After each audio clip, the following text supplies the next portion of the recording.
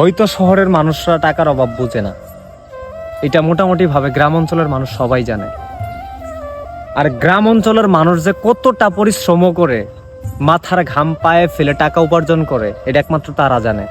আর যারা অল্পতেই টাকা হাতে নাগালে পেয়ে যায় তারা কখনো টাকার মর্মটা বোঝে না, কষ্ট কি জিনিস বোঝে না।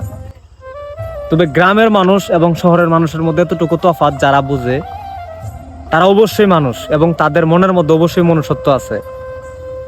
কারণ গ্রামের মানুষ এত পরিশ্রম করে আর শহরের মানুষ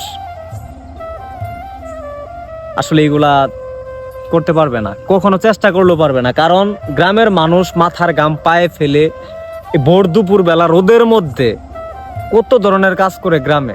আর শহরের মানুষ ফ্ল্যাটে থাকে, এসি রুমে থাকে, এসি বাসায় থাকে। তবে যারা মনে করেন শহরে থাকেন তারা মাইন্ড করবেন না বিষয়টা নিয়ে। হয়তো আপনারা অনেক বড় লোক ঘরের সন্তান হতে পারেন বা অনেক স্মার্টলি চলাফেরা করেন।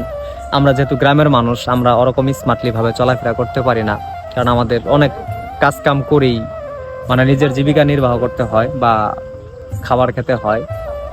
আর যারা মনে করেন অট্টালিকার পাহাড় গড়ছেন বা আপনার বাবার টাকা পয়সা আছে, আপনার বাবার বাপের টাকা পয়সা ছিল, বাবার বাপের টাকা পয়সা ছিল, বা আপনার বাপে পাইছে আপনি তার কাছে পাইছেন, তো আসলে আপনারা কষ্ট জিনিসটা বুঝবেন না।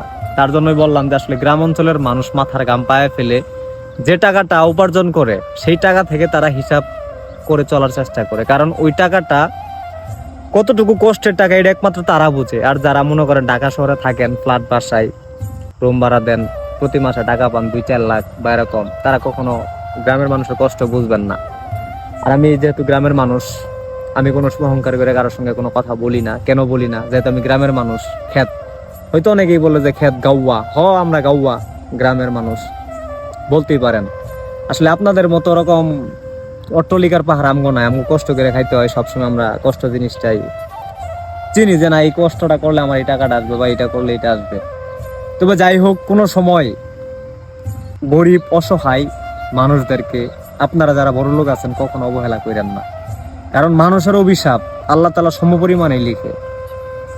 যারা বড় লোক তাদের হিসাবটা যে আল্লাহ তাআলা বিশাল একটা ইয়ের মধ্যে করবে, এসি রুমের মধ্যে করবে এমন না। আসলে প্রত্যেকটা মানুষকে আল্লাহ তাআলা সৃষ্টি করছেন।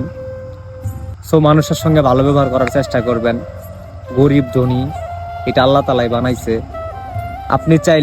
আপনি না, আল্লাহ চাইলে 1 মিনিটে আপনাকে ফকির বানাইতে পারে, আবার বাদশাহ বানাইতে পারে। তো অহংকার করবেন না। ভালো থাকবেন। বাই।